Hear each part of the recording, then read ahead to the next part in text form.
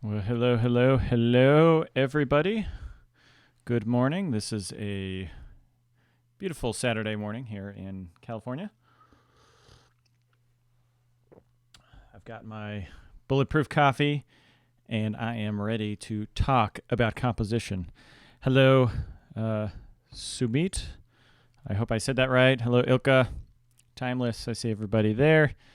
Looks like there's already some decent chatting happening here. So, this is the Art of Composing Composer Symposium, and the whole point of this is that it's just a good way for you to ask me questions about composition, for us to just discuss the thing that we are interested in, and to try to break down the problems that I think composers face. We all face the same problems. We all have issues with writer's block and procrastination and pretty much everything. So that's the point of these, and you can go ahead and submit your questions in the chat. I do have some questions that have been emailed to me earlier in the week and from the previous week. So I'll probably get to those in just a little while, but So let me go ahead and we've got about 14 people on, so I might as well jump into the questions. I want to start off with Ilka's email, because Ilka emailed me earlier and sent me some pieces to go over. So I figured it would be fun to start with that. Ilka's been going through the Academy, the Art of Composing Academy, for a while now, and he's working on writing some bagatelles and minuets and things like that, just trying to hone his skills. So I figured we would take a look at his music and listen to it. So Ilka, I hope you are ready.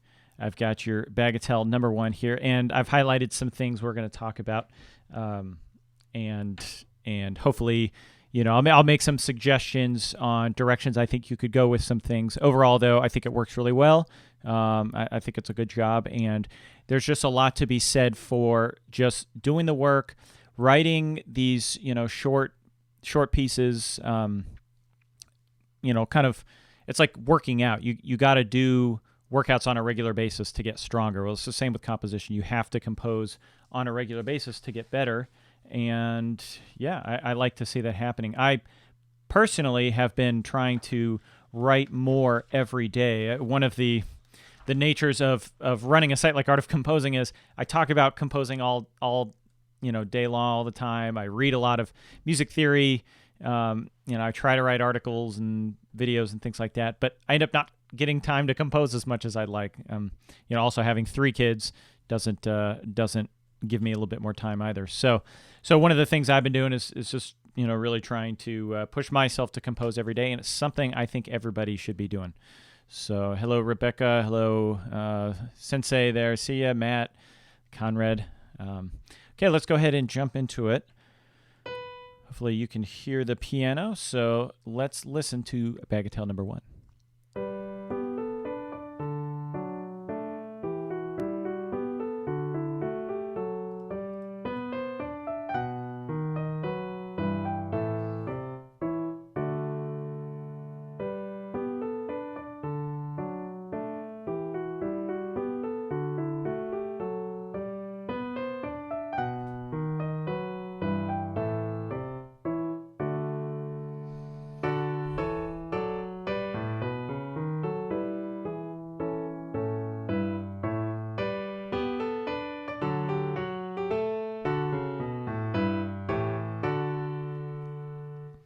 Okay, so overall, I think it's very nice. I mean, it's showing that your technical skills are getting much stronger. I mean, you've got a nice flow to everything. For the most part, everything seems to work well. The couple of the issues that I had. One thing, I think, Ilka, you had said in the email that you took this opening idea from Bach, this basic idea here, and I think that's actually a really good thing to do. And it ties into what I've been doing recently. Let me grab a book.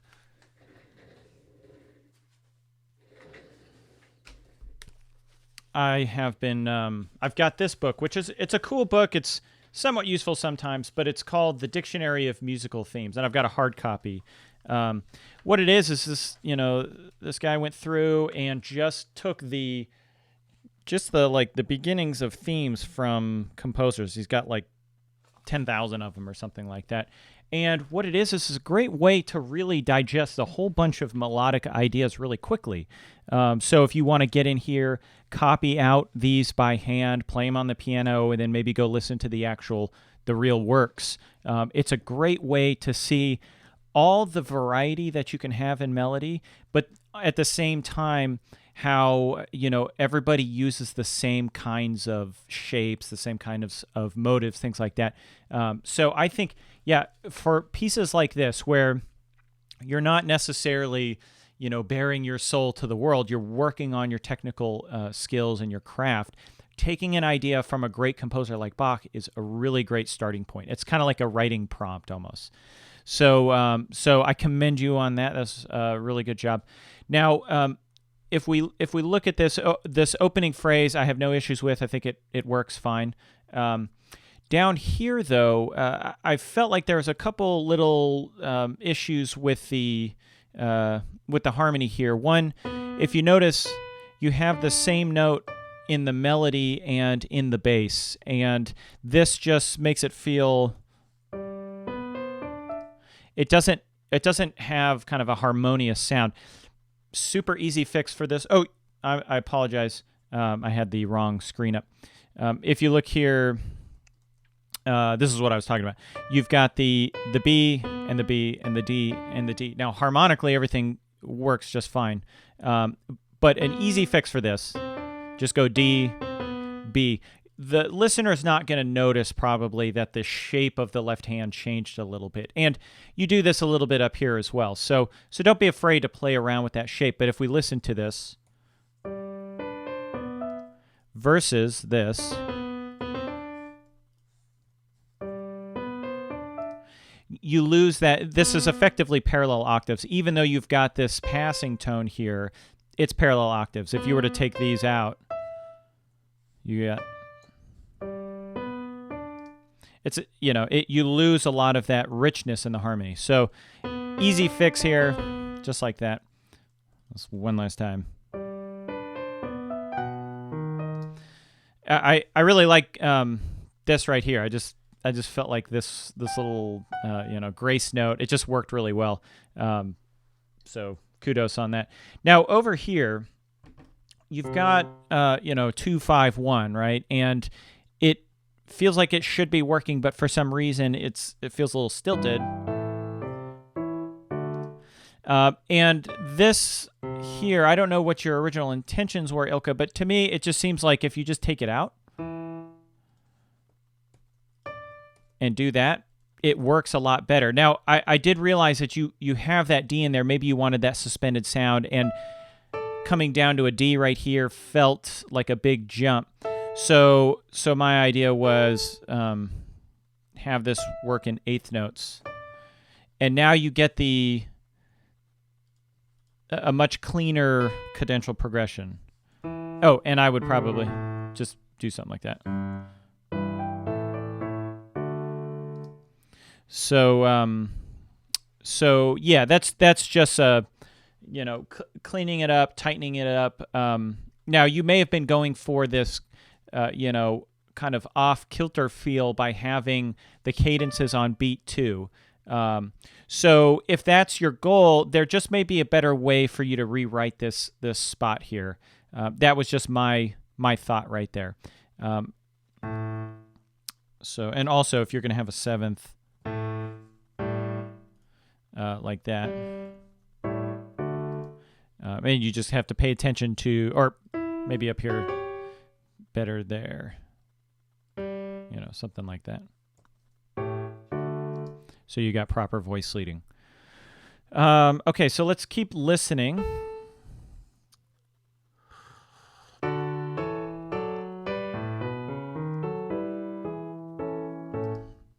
Okay, so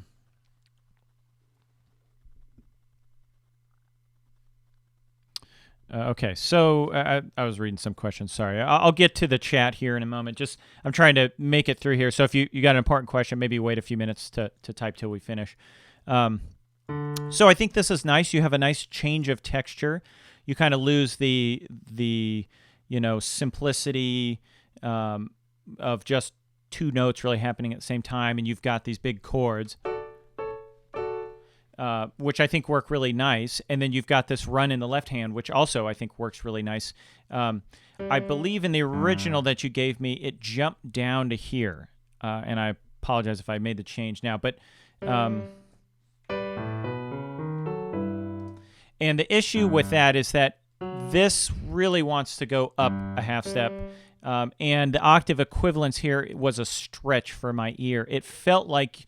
if we're thinking as this as a single auditory stream, that you lose the continuity of that line by having it jump down. So I just had it move up here.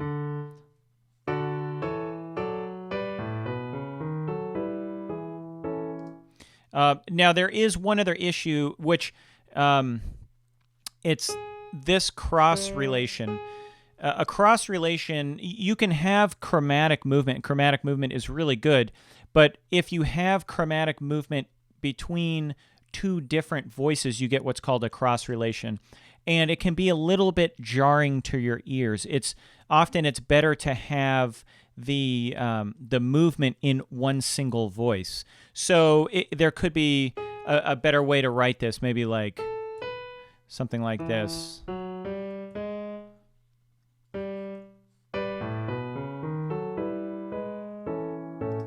A little bit, maybe not so nuanced, but it's just a way to think about it. You probably want to keep that chromatic movement in one single voice or one single auditory stream. And then the other issue that I have is that your harmonic analysis of this is not correct. And if you look here, you've got a 5 chord, which it would have been a 5 chord in D. However, you say here that you're in G, and so what you have is this, which would be effectively a 5 of 5 moving to 1, which has kind of it's non-functional. It feels a little off. So let's see. Ilka, I see your question here. It said it was off, but could you pinpoint what was off in the left hand? I'm not sure exactly which measure you're talking about. If you could put a measure number in there. So this section right here, I feel like you really want to be leading into this 1 chord again. And an easy way to do this, instead of having that right there, now I would probably put this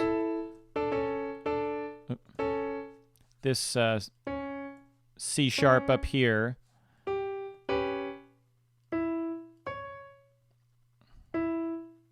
or we'll figure something out. But keeping the 5 chord here, and then going to, we're going up an octave. How about this?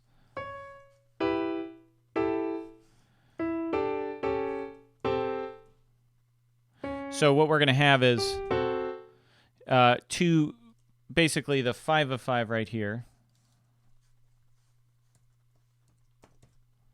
or I guess it would be a 5, 9. And then a 5, 7 to 1. So we got that. Just that leads us into that chord a little bit better. So, and that's just one way to cut it. I mean, you could try doing the modulation a little bit further back, hold that actual 5 chord for a little bit longer. So I see Matias, you're asking. We're just going over Ilka's piece right now. We're just looking at it and trying to see if there's anything we can improve on it, or the flow of things. So, and then this ending I think is fine.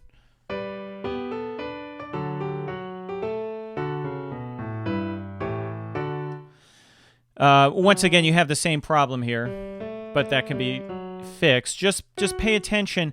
Probably the most two important, lines are your soprano line and your bass line. So in this kind of situation where really all you have is a soprano and a bass, and you're just adding some extra notes occasionally for chords, just pay attention.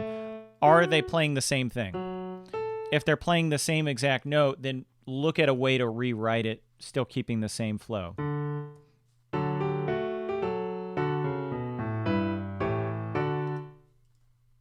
So now over here, maybe this could have been. You've got a complete cadence, 1 2 5 1. I feel like extending the 2 out a little bit longer here. The feel of the 2 could have been pretty nice.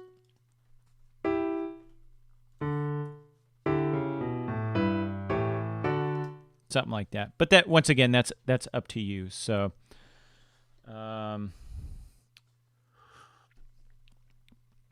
overall, though, I think it's a very nice job, and thanks for sending it over so we could take a look. Other people who want me to review a piece during the symposiums, it's helpful for you to send it to me beforehand so I can take a look, write up some notes. That way I actually know what I'm going to say, because a lot of times trying to do this on the fly, I won't spot things as I'm going. So well done, Ilka. And go back to here. So let me take a look at the chat and scroll back. Oh, and also, if you're joining us, if you have a question, it helps me to spot the questions in the right-hand side if you type question in like all caps. So that really helps. Let's see. Now, the Chemistry Shack asks, I have a question about phrasing. I often find that I write phrases that are weird numbers of measures, 7, 9, 11, as opposed to the standard 4 and 8 bar phrases. If I think the phrases sound complete, even with these weird numbers of measures, should I keep it or try to make it more standard? Absolutely keep it. If you feel that your phrasing, like if the phrase sounds good or the theme sounds good and it needed 9 measures instead of 8, then that's the way it is. Now, I find it to be a good exercise if you have a non-standard theme to try to write it also as a tight-knit standard theme, because it can help clarify in your mind what is redundant material and what is absolutely necessary in order to really give you a full beginning, middle, and end in that theme. So it's something I like to do also with other kinds of themes written by composers. Like in the sonata form course, we take the theme from his subordinate theme, which is, I think it was 28 measures or 29 measures off the top of my head, and we rewrite that as an 8-measure tight-knit theme. And you can see where the core of each idea is in that theme. Now, Beethoven may have 3 repetitions of his basic idea, which I think he does off the top of my head. It's been a while since I looked at it now. But that means you could take away one of those repetitions and the theme is also going to still work. So it is a good exercise to do. However, that being said, that doesn't mean it's the right thing for your composition. If you feel that the theme sounds good and it's an odd measured theme, 7, 9, or 11 or whatever, that's absolutely fine. And in fact, that's what we call asymmetric grouping. Usually there's a grouping of 4 measures and 5 measures or something like that, or 3 and 4 measures, as opposed to some other. I guess that's really all it would be. It usually leads to something is 4 measures, something's even, something's odd. So that's called asymmetric grouping. Okay, let me keep moving down here. Look at some other questions. Let's see. I've got some from the emails. So let's see. Now, this was, I can't remember who emailed me this. I just copied it into this, into a text file here. But on voice leading, if I understand correctly, to go from one chord to another, is it good if the chords share a common note? I think I read this. Yes. One of the ways that voice leading is smooth is there's usually some kind of common note somewhere. So I closed Sibelius. Let me open up a new window here. Bear with me for a second. There we go. Okay, so if we look, all right, that's those 3 chords connect really well with voice leading. And if you notice, this is a 1 chord. Let me put the Roman numerals there. 1, 4, 1, right? And this is a 4, 6, 4 chord. This works really well because you have the C is in all those chords. That is just going to work. You just know it's going to work. Other common ones, which are non-functional but always sound really good, right? These chromatic mediants. Should probably move that over here. So you look. This is C going to A flat, going back to C. Even though these are not part of C major,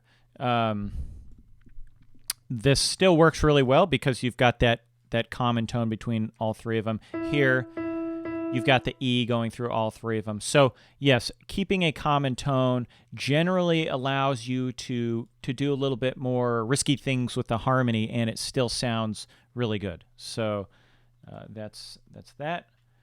Let's see. Now, here's another question. Given a piano with a treble and bass clef, other than trial and error, how do you know when to use block chords in harmony versus arpeggiated or neighboring notes? Okay, so, I mean, a lot of this is, taste and style. Choosing, to use block chords versus that kind of stuff, it's really about the feel that you want. I mean, this gives a totally different feel. Right, that gives a totally different feel from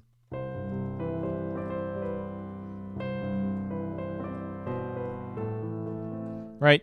It's just whatever feeling you want to go for. And a lot of it is taking the time to actually think about the music you're listening to and say, what emotion am I feeling right now? Almost like you would with like a journal or something like that. Listen to a piece, or actually, it's probably closer to reading a book that you want to learn from, right? And I've been thinking about this a little bit recently. How often do you take notes when you're reading a score? Do you sit there with a pencil and a notebook and say, oh, measure 27, this felt very exciting to me, and I believe it was because of this, this, and this. Or, oh, I found this harmony to be really, captivating and shocking when I heard it. Or this is a very peaceful sound. Why is it? And actually taking the time to write it down.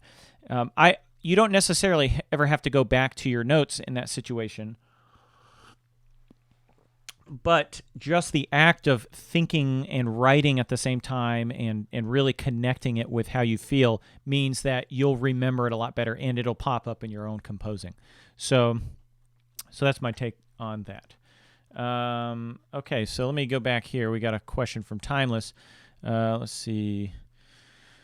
Timeless wants me to review his waltz, but if you could, it would be awesome. Okay, do you want to go ahead and send it? If you have my email, it's just john.branningham@artofcomposing.com. So you can send it over, and we'll see if we can take a look. Yeah. So let's see. Matias points out that C to A flat is the main idea in the Star Trek theme from Horner. This sound, this chromatic mediant sound, is used all the time in space movies.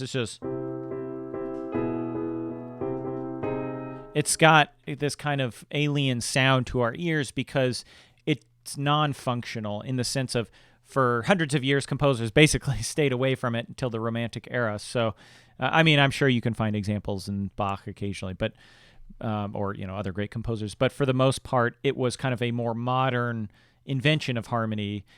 So it's got a little bit more of a foreign feel to it. It's non-diatonic. Now, one other sound that I like, which I feel has kind of an adventurous sound, but also kind of spacey, was from the first Star Trek theme from the movie. So the one by Jerry Goldsmith, and he's got a 1 leading to a flat 5.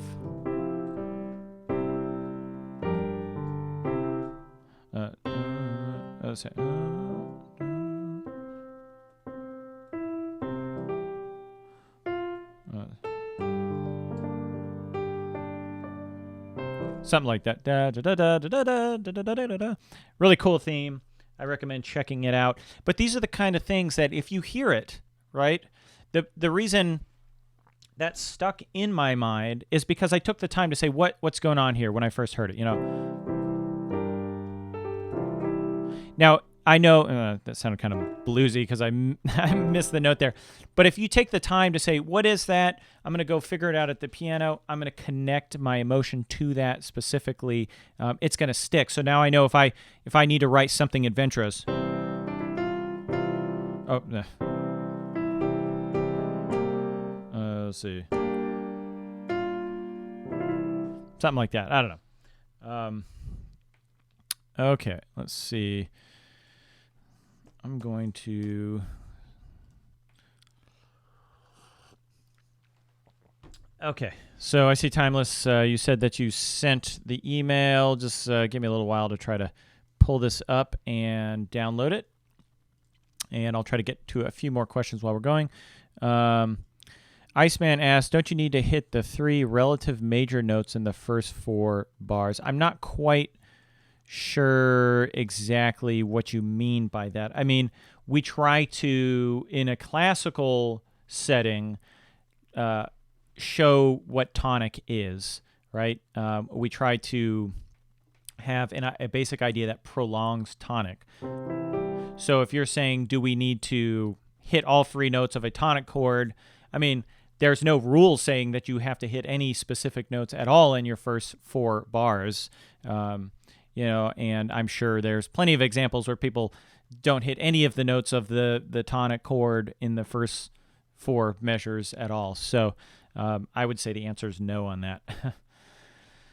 Let's see. Gorm Storms ask if I want to send you a piece, look over what format should I use. Preferably, I would like it in Music XML works for me because I can open up a PDF works. And if you send me a PDF, it's nice to have an audio file with that.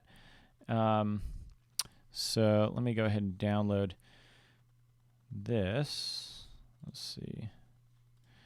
And yeah, and if you've got Sibelius, I'm on Sibelius 7.1.3, so I never fully upgraded. So let's see. Let me download this MIDI file real quick, and then we'll open this up in Sibelius. But I'll try to open it up as the PDF so we can see it a little bit better. Here we go. Okay, so we're looking at waltz number 1, and let me open up the MIDI in Sibelius real quick.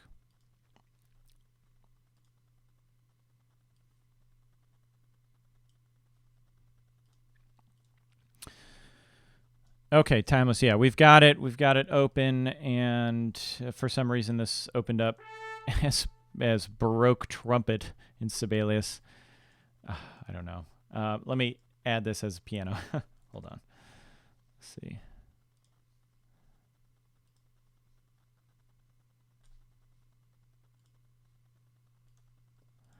Bear with me here. I'm trying to go as fast as I can. Oh, and the parts are swapped. I believe they're swapped here.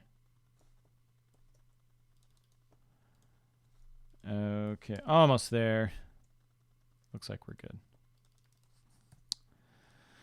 So let me just check the, let's see, you got Molto Allegro. It's got you at 150 here. So let's go ahead and listen to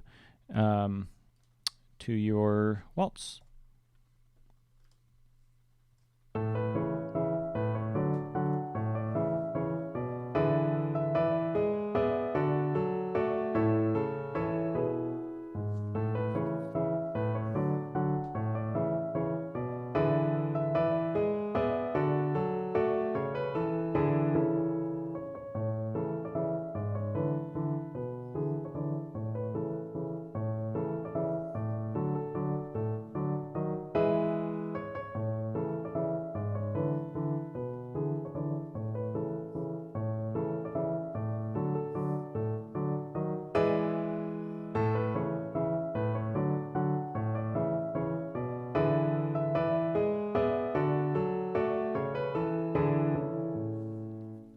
Okay, I think you did a very nice job.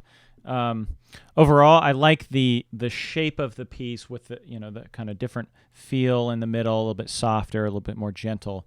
You say you wrote this in the car on your way to Maryland, so congratulations for that. I'm curious, did you write this with any kind of feedback? Like, did you have like a little app on your phone that you could, hear the piano notes, or you wrote it by hand, or and hopefully not while you were actually driving.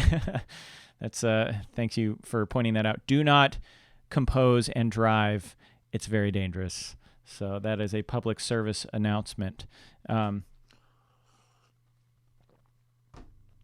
And yes, Notion for iOS. Okay, yeah, Notion's a cool program as well. So I would say that the part that to me feels like it needs maybe a little bit of adjustment is right here. It's this measure. Let's see, measure 4 and 5. I feel like sustaining the 5 chord from measure 4 to measure 5, even though you change the texture a little bit, it feels like it doesn't. You lose a lot of forward momentum there. So you could. I mean, there's a million ways to redo these kind of things. So I don't want to necessarily say do it this way or do it that way, but maybe just take some time to think about how could you rewrite this little section right here to give it to where you feel like you're still maintaining. Because if you think about it, you've got one harmony in the measure there, you got one here, one there, one here, and then it keeps on going. So it feels like you actually have 2 measures of that harmony. And it just, to me, feels a little bit stilted. So yeah, that's one spot that I would look at. And off the top of my head, I mean, you could do like a 6 chord or something.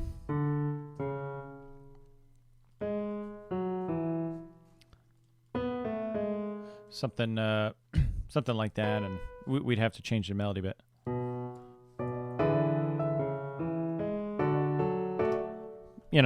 Something along those lines. I like that you had the chromatic here. This is parallel octaves. Or sorry, I'm looking at a different screen here. You've got in measure 23 here. You've got the nice chromatic movement, and kind of as we talked about earlier, you've got it in a single voice here. Well, you've got it doubled, but it happens in a row on a single voice basically, so it feels like it works. And I assume that these octaves here are for the textured. We're looking at the PDF, Ilka. Sorry, not the Sibelius window. So, but I assume that you've got these as parallel octaves, not so much for the voice leading, but it's the texture that you're looking for because you have the whole thing kind of doubled up there. So I feel like that overall it works very well. You probably could experiment a little bit more with some adventurous harmony, some more, some applied dominance in there, maybe some modal borrowing, or even think about modulating in the contrasting middle section. So that's basically what I would look at. Like I said, off the top of my head, it's a little bit difficult for me to like recompose things and stuff. Which is why I prefer to get these a little bit ahead of time in the email so I can really think about this. But nice work. I think you did a great job, and congrats on composing in the car and not getting into an accident. And once again, public service announcement, don't be writing down notation while you are actively driving a car. You say that personally when you play this, you put more emphasis on measure 23. That's something to be said too, is that notation programs will almost never play it how you actually want it. And there's a little bit of a danger in that you can end up thinking that's what you originally want. So sometimes it plays the thing that you meant and you were hearing it incorrectly and you're like, okay, this works better. But often you just have to keep in your memory what the original idea was about, what it's really going to sound like when a real person plays it, and don't get locked into what MuseScore plays or what Sibelius plays or whatever program you use, because a real player would probably play this a little bit more nuanced. You got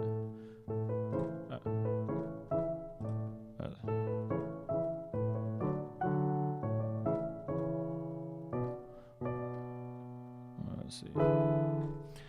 Yeah, I mean, I'm gonna give it probably a little bit softer touch than Sibelius does in general. So, but thanks for sending that over. Let me back up here. Ilka had another question. Let's see. Can you explain what you mean for the 4 flat and the 2 sharp 6? Okay, so I think what you're thinking of is from the workbook. I have a chord with a flat, a minor 4 with the flat there. It's just showing that there's some modal borrowing going on. So if I had a minor 4 chord, it could be maybe just a little bit confusing. So I put the flat there to show the flat third, kind of like, just figured bass in general. So if you see a 4 and it's got a flat, it's just telling you that the third is flat. Often if you see just a flat symbol and nothing else, it's telling you that there is a flatted or sharp third often, because that's kind of the key note in that harmony based off of the root. So now for the 2, if it's got a sharp, it's going to be major. I probably should have written, I can't remember when I wrote that, and I think I've updated it. It should be 5 of 5. So sometimes I have little slips and I write things not the best way, which is something to be said too. I try not to get wrapped around the axle if I don't use the super precise exact terminology on something. I like precise terminology in general, but I try not to get on myself if I make mistakes, because I make a lot of mistakes, as everybody else makes a lot of mistakes. So especially if you're writing up a big workbook, 100 and something pages, there's sometimes things in there that I would rewrite, and I plan on putting out a new update relatively soon, probably in the next few months after the orchestration course is done. But I would just think of that as a 5 of 5 chord, and probably 5 of 5 in first inversion. So there's that. Let's see. Gormstorm has a question. I'm working on a piece that's about a third done. It's not a piano piece, but I was still hoping, so I asked, would you be willing to look at it at a full orchestral piece? I can send it to you. Sure, why not? Send it over. We're just looking at pieces now. So if you had my email earlier, it's just john.branningham@artofcomposing.com. So go ahead and send it in right now, and we'll take a look. And kind of the same with the last piece. I'm not promising miracles with the way I look it over. But preferably if you could give me a music XML file, that way I just open it up straight in Sibelius. It should be generally formatted correctly that way. So send it over and just let me know when you do send it. One more thing. If you're interested in these symposiums, I'm generally updating the link I'm updating the links and everything on Monday. But if you go to the live page on YouTube, you can click to have a notification, and it should send you an email when I go live. That way I don't have to send out the email to the entire list, only to people who really want to be going to this. So Timeless is asking, when does the symposium end? These generally go about an hour and a half. I would say the average one goes about an hour and a half. So that's I don't have a strict timeline. Sometimes I've gone 2 hours. Sometimes I cut them off in an hour, depending on how my throat is feeling at the time. So let's see. There we go. Let's pull this up.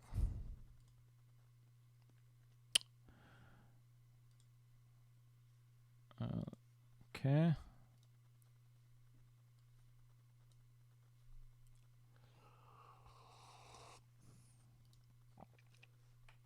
Okay, almost ready here.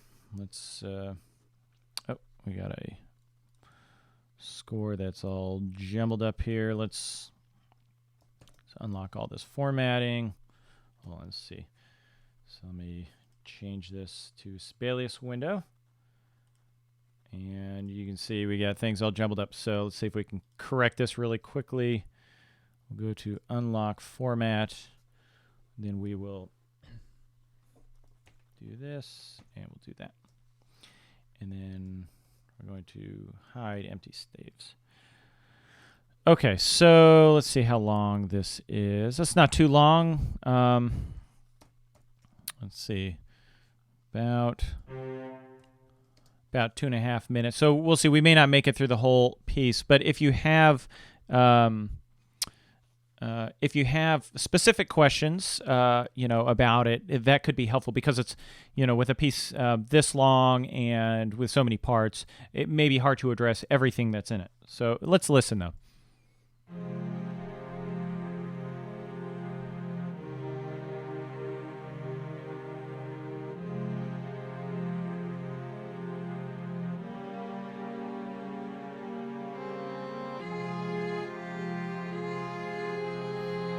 Oh, you know what? I'm going to put this on, I think this is on Sibelius Sounds. I'm going to put this on Note Performer. I think it'll sound better. Give it a second here. It's got to load up. Okay, let's see. I'll start it from right here. There we go.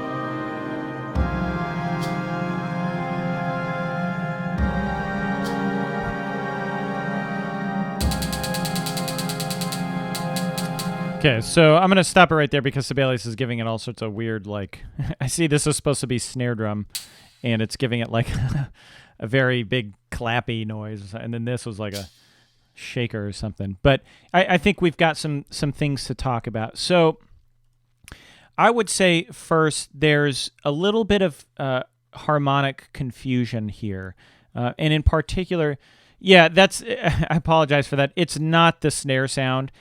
It's Sibelius giving it incorrect sound. And in fact, we can probably come in here and change this real quick. Let's see.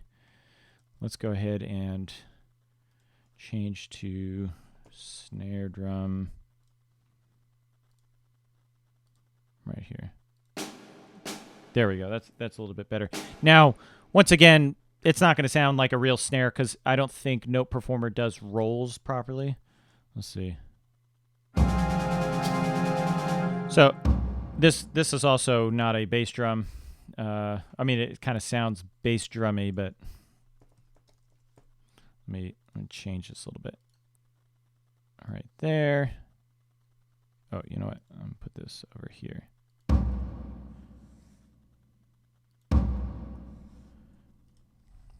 Bear with me once again. There we go.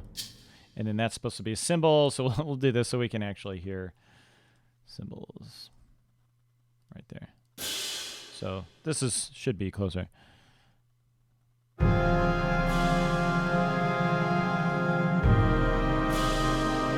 Hopefully that's a little bit more what you intended.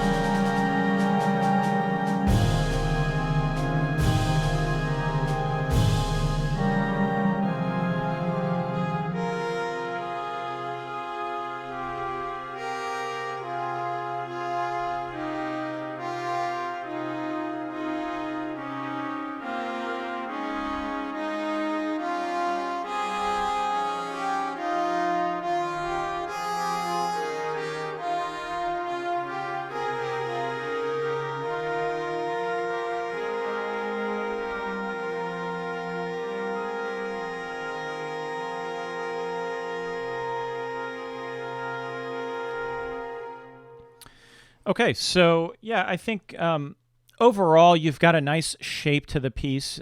It's I would say this is a large gesture of just kind of progressive growth, right? And it builds and it builds and it builds.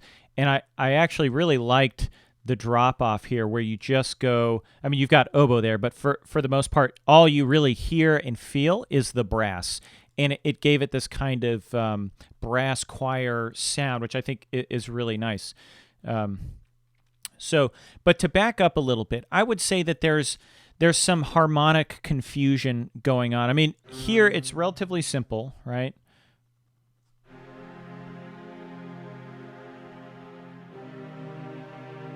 Sounds nice.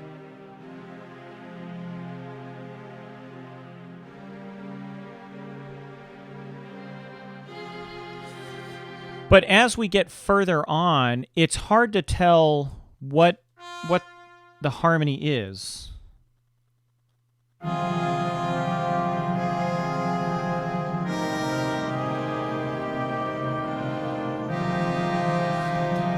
And I think a lot of it has to do with you're not being clear about what the bass is supposed to be doing. I mean, you've got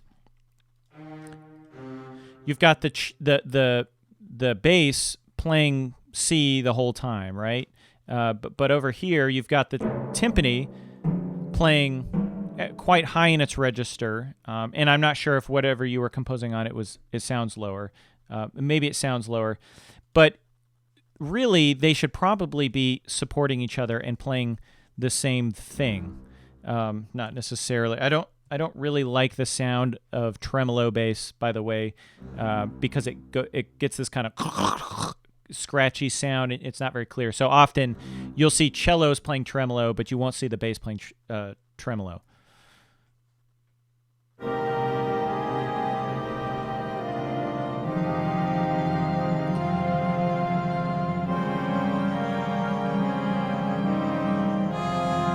So just doing that right there, I feel like it's a little bit clearer. And I would say also all your low instruments here should probably be playing something similar. Let's listen to this. Oh, actually, let me do this to the cello as well. Or why don't we do it to the tuba? So that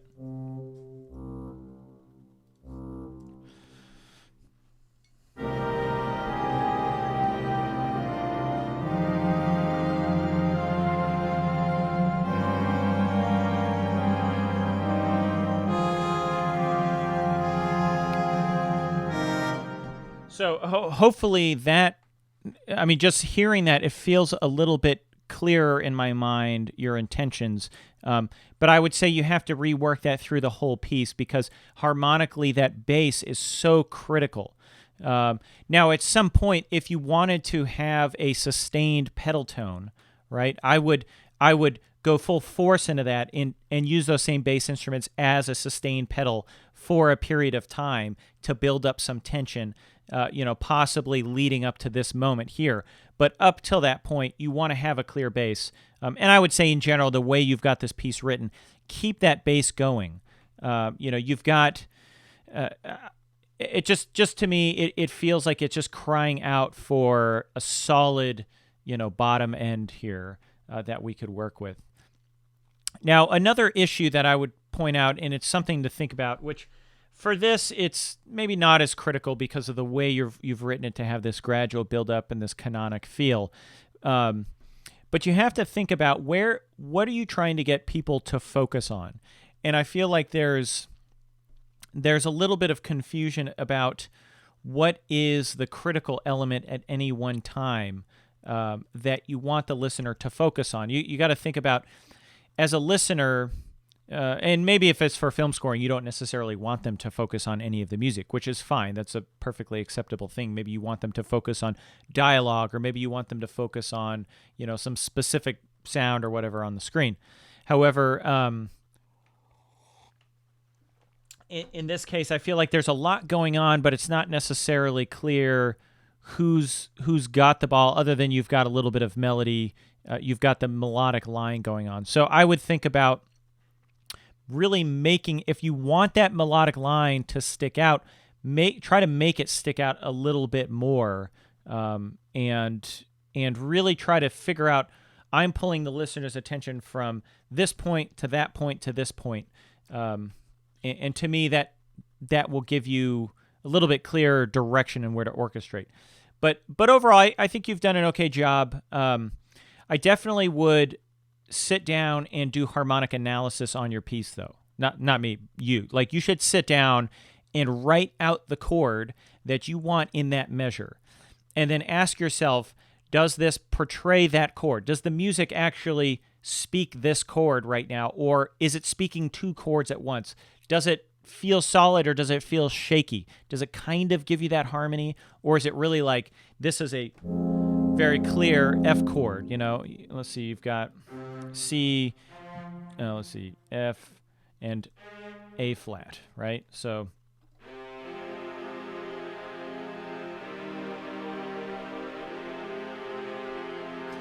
let's see, and then you've got so you've got the chord progression set up, but I feel like once again it just gets lost throughout with the kind of confusion about where the bass is, who's playing what kind of notes in the melody. So, and then now over here, it's the same kind of issues. Be very clear about the current harmony. There was one point over here where I felt like you had the same note, everybody almost playing the same note. Let's see.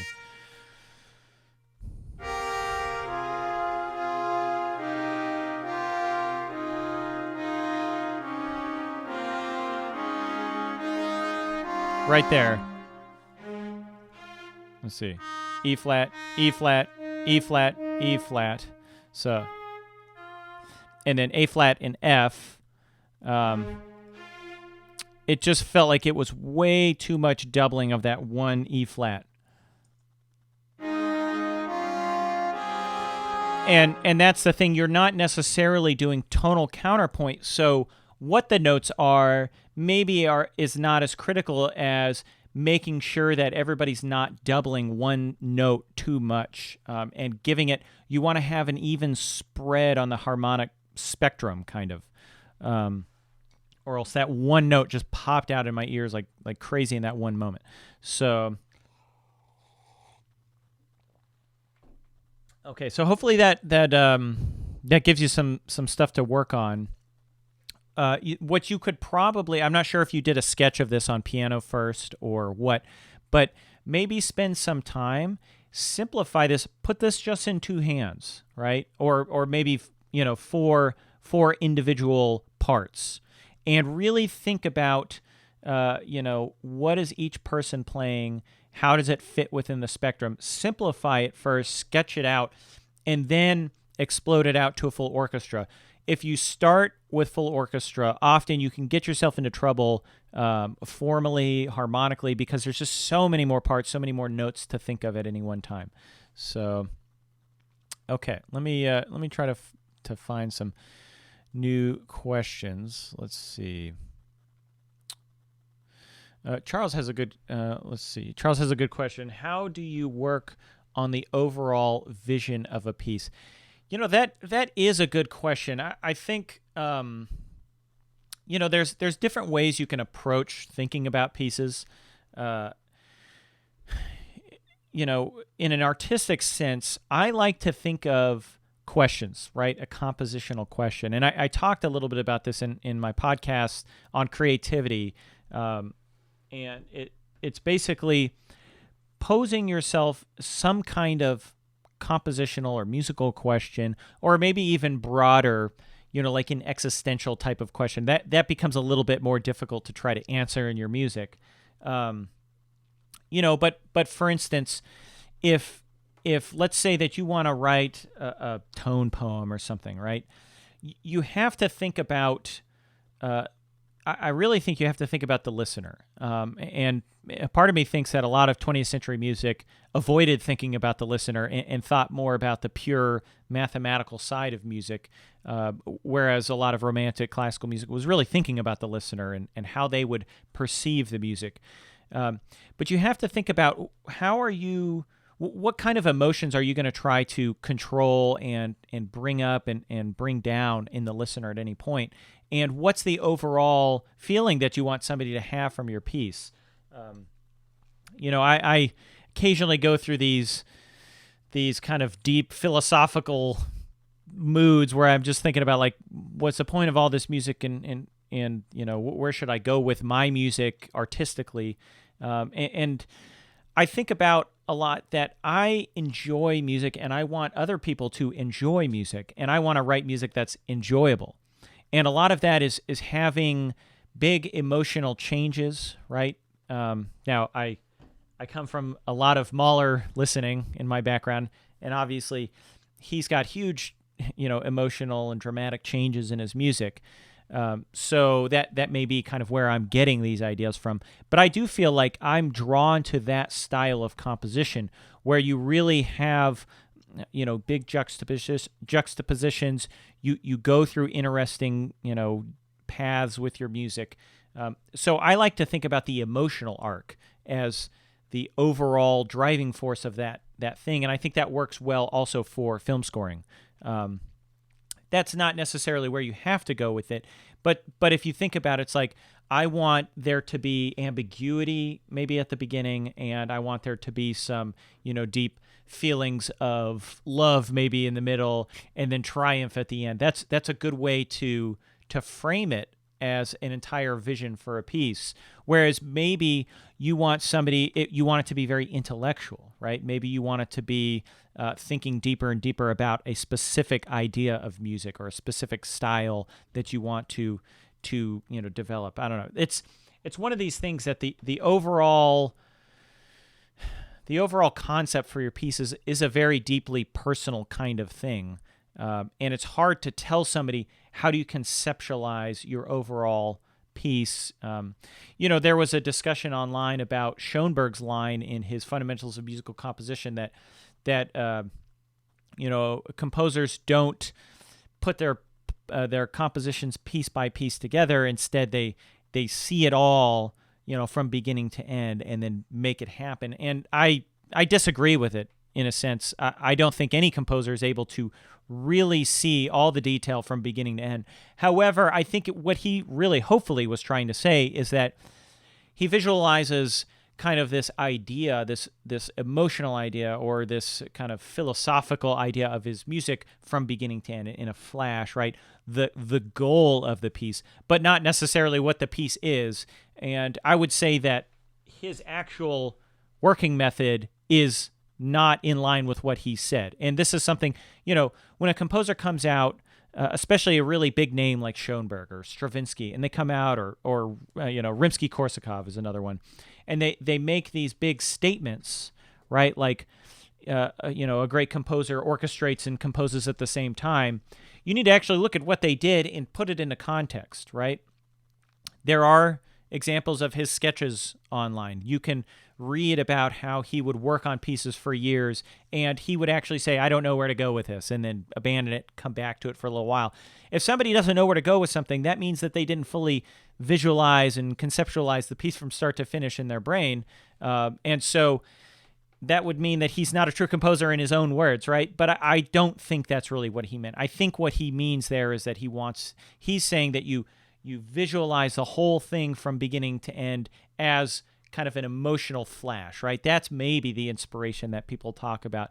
But the actual composition, you can only go bit by bit, one bar at a time, really, in a sense, maybe 2 bars if you're, it's really how can you put together a large work? You can only put it together in small chunks. And every composer that I've looked at their sketches, that's how they do it. Now, that's not to say that some composers don't write really quickly sometimes, or have things that do come to them really quick and can pump out a masterwork really quickly.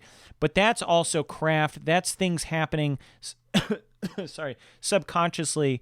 That's work that they did beforehand that they didn't realize. Maybe they worked on some themes in the past that they reworked mentally and brought back. So hopefully that pushes you in the right direction, if that answers your question. Let's see. Matthias, I see that you sent a piece as well. we'll get to that in 1 second here. Let me, let's see. I'm not sure. You sent me 2 emails, so I'm not sure which one you want. Oh, and if you're going to send me a Sibelius file, you have to export it as an older Sibelius file, or like I said, the XML. XML always opens up, so sometimes that's a little bit easier. But if you send it as a Sibelius, version 7 file, it'll probably work. While I'm doing that, let me go ahead and look at another question here. This is from Katie. How much time do you recommend spending on analyzing scores, reading composition versus actually composing, and any advice on how to start orchestration as a beginner? Yeah, so I think, especially as a beginner, doing more composition is probably a little bit better. That's not to say that you shouldn't be reading scores and listening, but I would lean more towards doing more composition, but do it with a purpose. Don't just sit and write another little ditty and, noodle at the piano and say that's another great work. Have a goal with that composition session. Say, I'm going to work on my functional harmony today, and I'm going to start with a functional progression that modulates from 1 to 5 in the contrasting middle and then back to 1 in the recapitulation. And so you're not just kind of blindly composing. You're composing and you're trying to learn specific skills. Maybe today's composition session, I'm going to try to write a melody that's very conjunct. I'm going to work on getting my melody as stepwise as possible and really getting that skill down. Or maybe I'm going to work on memorizing and really having a list and working on all these different types of ornamentation for melody. So that's what I would say. If you're going to be composing, especially in the early stages, spend the time to work on that skill, on specific skills. And like I said earlier, when you're reading scores, treat it like you would a college class. You don't just read a book in college and expect that you're going to remember everything. You grab the book, you grab a highlighter and a pencil, and you take notes and you highlight and things like that. Now, if you're downloading a PDF, whatever, have a PDF program where you can highlight. Still have your notebook. I like to take notes by hand. I think it locks it in your brain a little bit better. So yeah, I would say do that. Always have a purpose to what you're doing. Don't just do it haphazardly, because you'll have a lot less forward movement in your compositional skills. Okay, so let's listen to Matias's, and I hope I'm saying your name correctly. Your piece here. Let me go ahead and that's the old one. Okay, let's listen. Let me zoom out a little bit. Actually, I'm going to hide unused. Let's see, where is it? Layout? Yeah, hide empty staves. Okay, here we go. Oh. Of course, it doesn't give me the correct... hold on. I'm going to show empty staves here for a second. Let's see. It didn't give me the correct sound here, so... If this is not sounding correct, I apologize, but let me just change this to a bass real quick.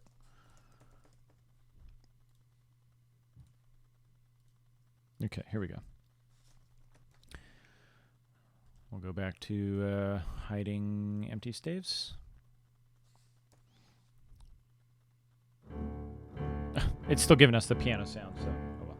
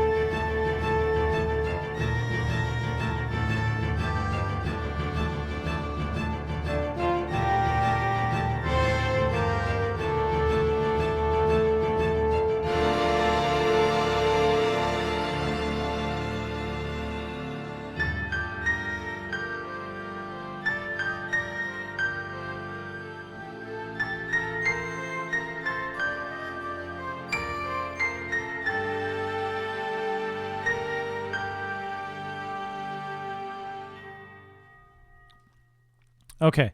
So I think you did a really good job there. Overall, it seemed to work.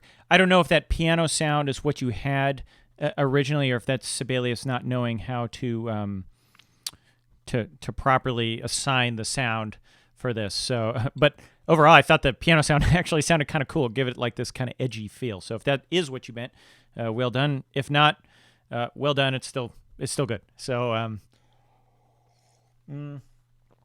yeah, I think overall, I don't have a whole lot that I would specifically say I would change about this.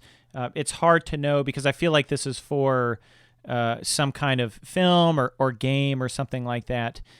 So it's hard to say, oh, the high one is supposed to be celeste. Okay, there we go.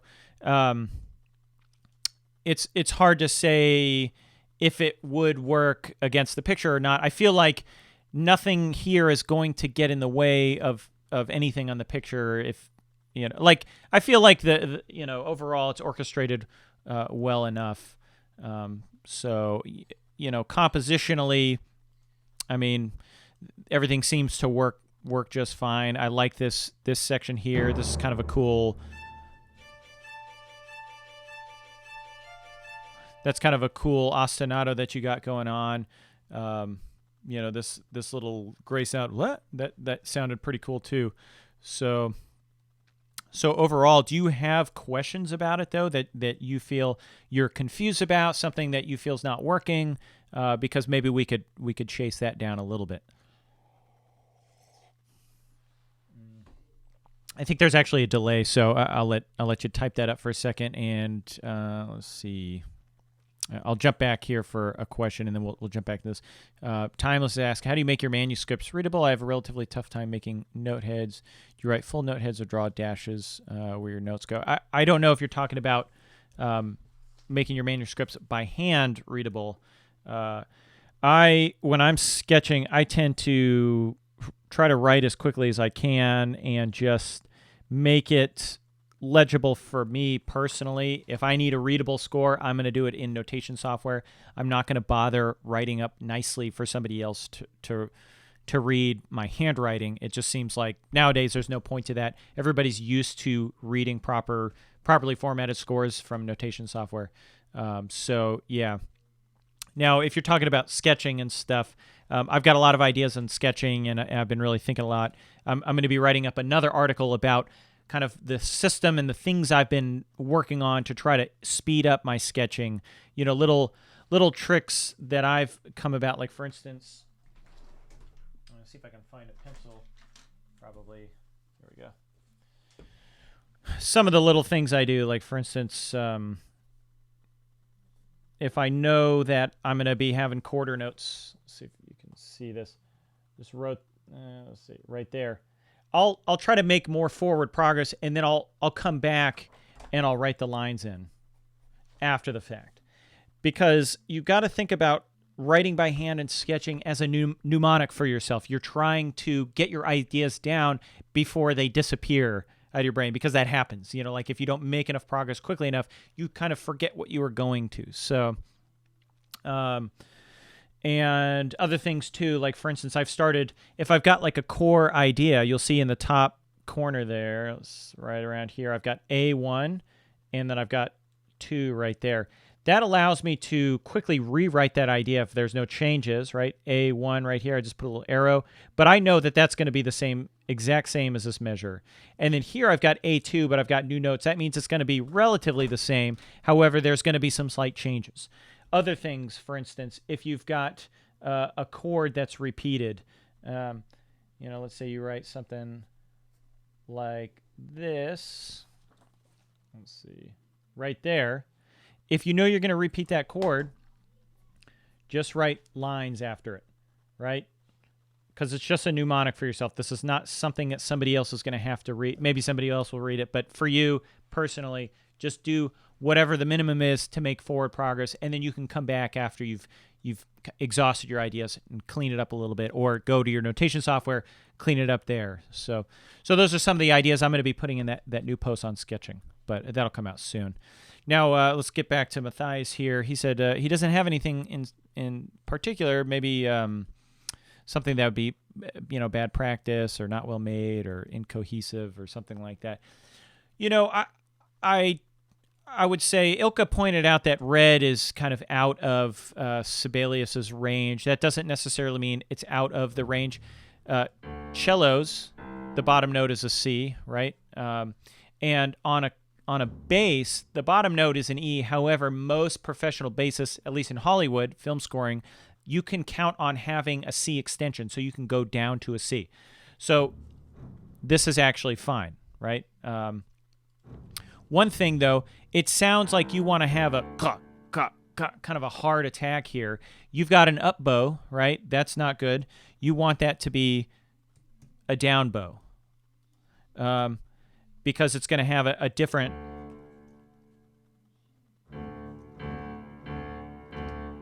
It's going to have a different attack. Let's see. Maybe it sounds different here. I don't know if they've got a different attack, but in Sibelius...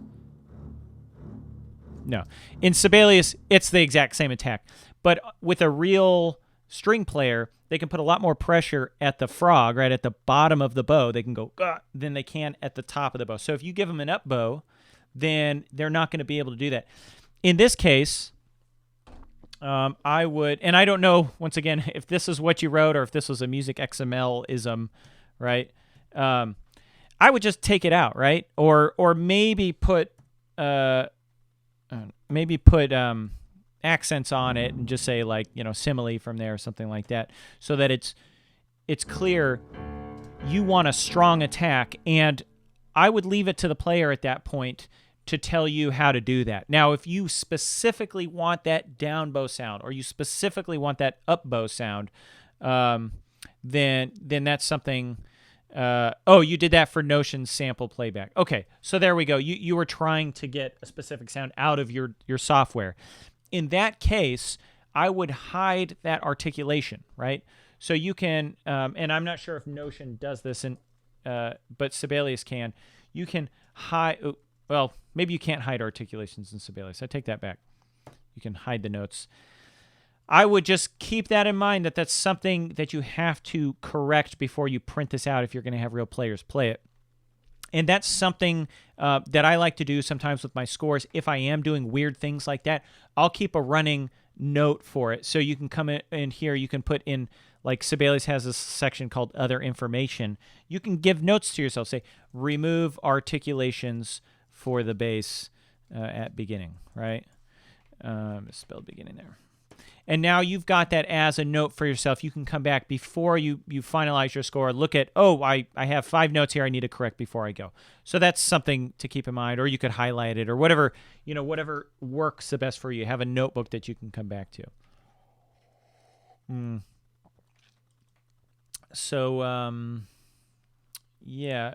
Overall, though, I think you did a fine job here. And... for a full orchestra to play this, I think it would sound good. I mean, are there things that you could improve upon? There's always things that you can improve upon. And I would say one of the critical aspects with every orchestral score that I've ever done, the thing that made the biggest difference was spending the time on the parts, looking at it and saying, is this a good thing for this player to play right now? Do I need to give it to a different instrument? Why is this instrument playing it? Am I playing it to add a new color? Am I playing to add new power, more power to it? Do I not know why this is here? You have to ask yourself these kind of questions, because it can lead to big changes in your music, but a much cleaner score, a much better experience for the players, and something you're happier with. So that's my recommendations. Conrad asked about a webinar on creativity. I think it was my podcast on creativity. I can't remember which episode it was, but if you go to my website and just click on the link in the menu that says podcast, you can scroll through the old podcast, or you go to iTunes, and I have an episode on creativity, and I talk about what I view creativity as, and that was like almost, I think, like 2 years ago or so when I did that podcast. So I'm sure my ideas have changed and developed since then. But I think a huge part of creativity is asking questions. And a huge part of life and learning in general is asking questions about the music that you like, asking questions about, effects that you hear. The more questions you ask, you'll find that you're growing at a faster rate. So ask more questions. Okay, let's see. Let me jump back here. Let's see. We've got how important is it for a film score composer to study classical composition in a conservatory? Is it really important, or is it better just learn the fundamentals and work in film score projects? This kind of question comes up a lot. Should I go to college? Is it important to study in a conservatory? I would say it's not necessary to go to conservatory to become a film composer. More important is, one, can you do it, right? Do you have the minimum necessary chops? Can you create a good mock-up, right? That's critical nowadays because most of the time you're not going to be able to hire an orchestra. Can you read the picture? Do you understand story? There's books out there that talk a lot about this. I would say for anybody wanting to become a film composer, a really great book was The Emerging Film Composer by Richard Bellis. I read that. The Complete Guide to Film Scoring is another really good one. Understanding classical music is critical because you need to really understand how harmony works, how melody works, how form works. I've heard people say that form is not important for film composers because the movie is the form. And in a sense, that's kind of true, but I don't necessarily agree with that because for me, form is understanding how music interacts with time. What makes something feel like a beginning, what makes it feel like a middle, and what makes it feel like an end. And understanding how your music interacts with that. How do you make something feel like you're in the middle of something, in the middle of the action? It doesn't matter well, it matters, but just because the scene is ending doesn't necessarily mean that you want to give it the ending feel to your music. You may want to be continuing into the next scene. You may want to give it a middle feel. So in a sense, you do dictate a lot of the form in film composition. So I would say understanding classical form, understanding how music interacts with time is critical. Now, can you learn all that at a conservatory? Yes, you can. And having a composition teacher is a really good thing. But can you learn that on the job? Yes, you can. I would say study film scores, study classical scores, read the books, go to my website. I talk a lot about classical composition. Obviously, I do talk a lot about film composition. In previous symposiums, I go over, my process for scoring films and things like that. You can pick up a whole lot without having to go to a conservatory. And really the big thing is you got to pay a lot to go to these schools. And I don't want to see somebody spend $40,000 thinking that when they graduate, all of a sudden they're going to get a job scoring the next big blockbuster. That's not what happens. The biggest part of it is putting yourself in a situation where you're around filmmakers, you're around other film composers, getting yourself into that. And a lot of times the conservatories are not the places where the movies are made. I mean, obviously Hollywood, big movie industry out here. Anywhere, New York, I think Austin's got a growing film industry. If you're in another country, wherever the center is on that. But it doesn't necessarily have to be the center. I mean, there's probably people making movies in your town. You got to figure out a way to connect with them and be confident that you can score a film and say, hey, I would like to score your film. Practice scoring other films.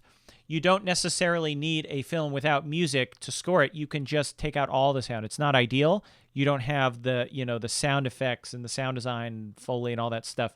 You don't have the dialogue a lot of times. But you do have the ability to think about the story and the picture and how will your music interact. So now there are examples of people taking out the sound or the music from films and putting them on YouTube. You could probably download those. One film I watched recently was Silence, and there's almost no music in that film. So that would be probably a great one for you to try scoring against. Let's see. So, okay, if there's any other questions, go ahead and send them over. Let's see, Timeless asks, I want to become a composer, but I don't want to score films. How would one do that? Well, the first step is to compose. That makes you a composer. Now, I understand that, some people want to get commissions and things like that. The world of classical composition is quite different from the world of film scoring, and I haven't gotten commissions for classical composition or anything like that, so I can't speak so much to that angle. But I would say, don't just write music that you think is going to get picked up. Write the kind of music that you like, because I feel like it's going to be a lot more authentic than if you try to copy somebody else's, artistic angle. Now, I'm not talking about copying music to learn from it. That's a different thing. But I'm saying, if you want to be a composer and you want to have a specific, artistic direction that you go and, a viewpoint on things, you have to develop that a little bit on your own.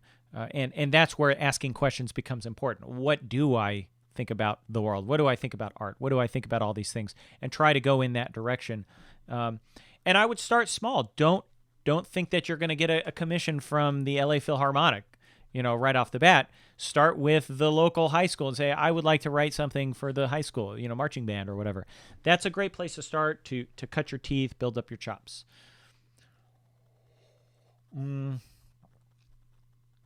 Let's see.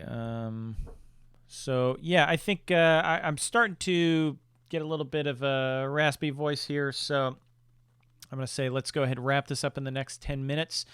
If you are interested in learning to compose, I would recommend checking out my Music Composition 101 and 201 courses. I have been, I try to be very thorough in how I explain, but I also try to do it in a way so that you can start to compose from the beginning. I mean, from the beginning of the 101 course, basically I feed you some chords. I say, this is how we're going to write a very simple melody, and it starts from there. But as you can see, at the beginning, composers like Ilka, you've got a lot that you can work with from that, and we build your skills up gradually. You learn about harmony, you learn about form, you learn about melody. And then, of course, in the 201 course, we learn all about development. How do you take something like an 8-measure theme and turn it into 30 measures, or, take a simple, small ternary form piece and turn that into something that lasts 4 or 5 minutes. So that's the concept for the 201 course. And I am working very hard on my orchestration course right now. Once again, I'm not promising any dates. I want it to be something that's not, it's something that's unique, something that's not out there just duplicating some of their orchestration course, which means it's not really an instrumentation course in the sense of, I'm not just feeding you, here's the range of the violin, here's the range of the viola and the trumpet, and this is what a violin plays, now go orchestrate. Because I feel like there's some core ideas that really need to be put out there. A lot of it has to do with auditory stream analysis and focus and things like that. So Ilka's here saying he started from near zero. 101 has been a great tool to learn from. So thank you for that recommendation, Ilka. Yeah, check it out. And if you're not ready to jump into the full 101 course, sign up for my free course. I'm going to preface this by saying I created that like 5 or 6 years ago now. So a lot of my ideas have been significantly developed since the free course. But it is a taste of some of the stuff that we talk about. We talk about, writing basic melodies based off of chord tones. We talk about, using different kinds of forms, sentences and periods and small ternary form. We talk a little bit about, melodic development and harmonic, how harmony works, how functional harmony works, and so on. So check out the free course, listen to the podcast, read the articles. It covers a whole lot for you. So let's see. Timeless is asking, is there a way to offset the fee from Music Composition 101 or 201? And do you think the monthly is cheaper? Well, obviously, the monthly, it's $40 a month, or you can purchase a lifetime access for $180. I stand by, I understand that for some people that is quite expensive. I am supporting myself off of this. I don't have any other job right now other than art of composing. So, and, the occasional film scoring gig that I get. But I'm supporting my family with this stuff. That being said, if people ask me about going to college where you're going to pay $40,000, $50,000 to learn not much more than what I'm teaching in my 101 course. I mean, I took 5 semesters of theory in college, and we didn't barely even scratch the surface about how to actually write a piece. So there's a lot of really practical stuff in there. And if you want to get the books that I read from, easily it's going to cost you quite a bit more than the courses. I mean, Analyzing Classical Form, which is a really great book, and it goes into depth on a lot more types of form than we talk about in the course. It's $75 though, and the focus is analysis, not composition. So something to keep in mind. But if you're motivated, do the monthly option and go through quickly. This stuff doesn't take forever. I've had people go through the course easily, 101, within a month, right? And you can do that, but it takes daily work and focus and asking a lot of questions. I think you can do that. So yeah, if you got $40, you can make it through 101 and 201 probably within that time. However, a lot of this stuff, it does take time to digest. And so, yeah, just be aware that if you do that option, you're thinking you're going to get through all of it in a month, you may want to go back and take another month. So, I think there's this idea nowadays that a lot of things should be free or a lot cheaper than they are. But this is valuable information. It took me years and years of researching to really come up with a lot of the ideas that I have. So, yeah. So, okay. If there are any other questions, get them in. We got about 4 minutes left. And yeah, I would say thanks for everybody for showing up to the symposiums. It's good. It gets me thinking about new ideas and asking my own questions to myself. Hopefully it gets you thinking about new ideas, gets you motivated to compose, and sit down, write something today, write something tomorrow, write something every day. I think that's where the rubber meets the road. Often, when I feel like I'm just not coming up with anything good, it's just a matter of clearing that blockage, just writing something bad, and telling yourself I'm going to write something bad. Because often when you do that, you find that it's not that bad. And usually the best stuff doesn't come out at the beginning. You have to take the time to actually develop it, right? You write a melody. I wrote this. Oh, let me change to piano here or something. I know there's a piano sound somewhere in here. Yeah. I wrote this the other day. Let's see.